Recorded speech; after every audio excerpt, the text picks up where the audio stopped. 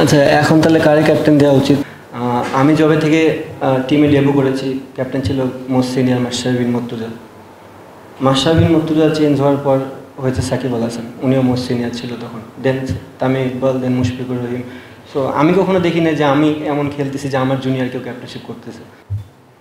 একটা বিষয় আসলে জানতে চাচ্ছিলাম যে আপনার কি মনে হয় না যে বাংলাদেশের ক্ষেত্রে আসলে খুব ইয়াং জেনারেশন বেশিরভাগ ক্যাপ্টেন্সি এবং যার জন্য আমাদের ক্যাপ্টেন্সি বেশি ঘন ঘন চেঞ্জ হয়?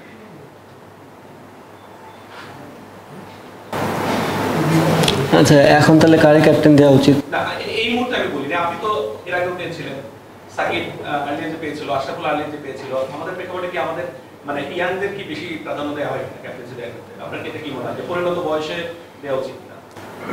দেখেন, আগের অ্যান্সার আমি দিতে পারবো না, বাট আমার মনে হয় এখন যে টিম আছে, যদি আমি এখনকার টিম কাউন্ট করি, তা আমি মনে হয় মোস্ট সিনিয়র অ্যাজ এ টি-20।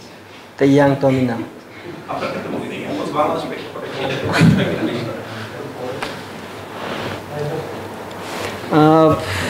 আমি এটা অ্যান্সার ভাই আপনাকে ক্লিয়ার দিতে পারতেছি না যে জুনিয়ররাই কি ক্যাপ্টেন বা ইয়াং বয়সে ক্যাপ্টেন হয় কি না।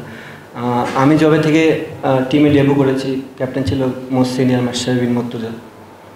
মাশরাফি বিন মুর্তজা চেঞ্জ হওয়ার পর হয়েছে সাকিব আল হাসান, উনিও মোস্ট সিনিয়র ছিল তখন। দেন তামিম ইকবাল, দেন মুশফিকুর রহিম। সো আমি কখনো দেখি না যে আমি এমন খেলতেছি যে আমার জুনিয়র কেউ ক্যাপ্টেনশিপ করতেছে। না, এখন পর্যন্ত ভাইয়া আমি যেটা বললাম, যেহেতু খুবই শর্ট টাইমের ভিতর জিনিসটা হয়েছে, আমার মনে হয় যেহেতু লং পিরিয়ডে একটা টাইম আমি পাবো, আমি চেষ্টা করবো জিনিসগুলো আস্তে আস্তে আস্তে ডে বাই ডে গ্রহণ করার জন্য।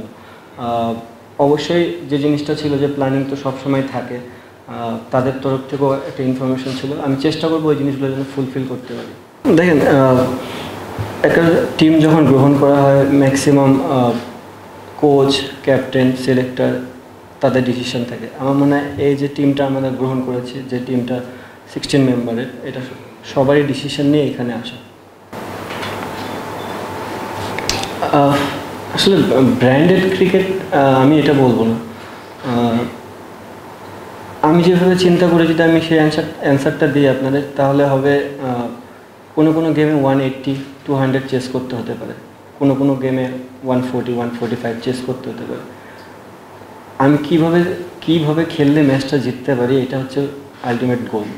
হতে পারে একটা ব্যাটসম্যান কোনো দিন 20 বলে 40 রানও করতে পারে, সেম ব্যাটসম্যানের পরের দিন অথবা প্রয়োজনই নেই 20 বলে 15 রানও করতে হতে পারে। সো আমি চাই যে প্রত্যেকটা প্লেয়ার যেন গেমের ভিতর যত ইনভলভ থাকবে, যে আমি আজকের দিনটাতে আমার কী চাওয়া, দল আমার কাছে কী চাচ্ছে।